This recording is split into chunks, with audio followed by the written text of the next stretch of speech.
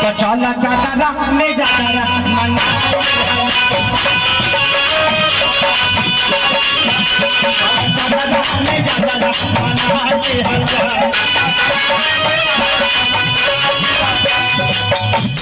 अरे के हम हो सकब तू हो सॉरी लक्ष्मी मेरी कमजोरी है, मैं कुछ भी करके सॉरी बोल देता हूँ। लड़कियां माफ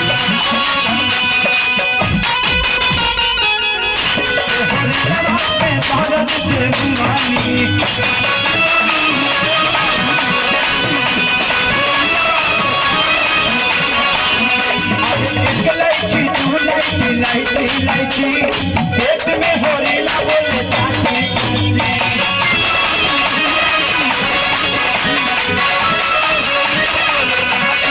अरे बल्ब समझ के ये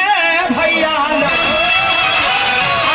समझ गई तो देखा पावर हाउस छुआ लिया मुवाली ए दादा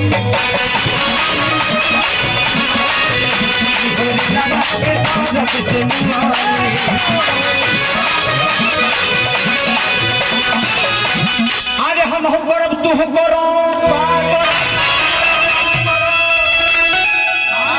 काम करो डांस करो यस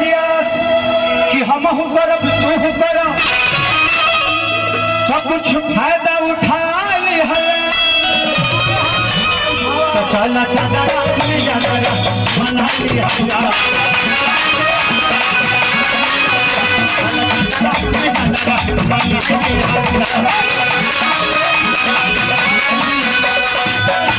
औरती और का गावेली कि मोरा पहिली पीर जा बजाई रे हम तो मने बैठी बिताई रे मोरा पहिली पीर जा बजाई रे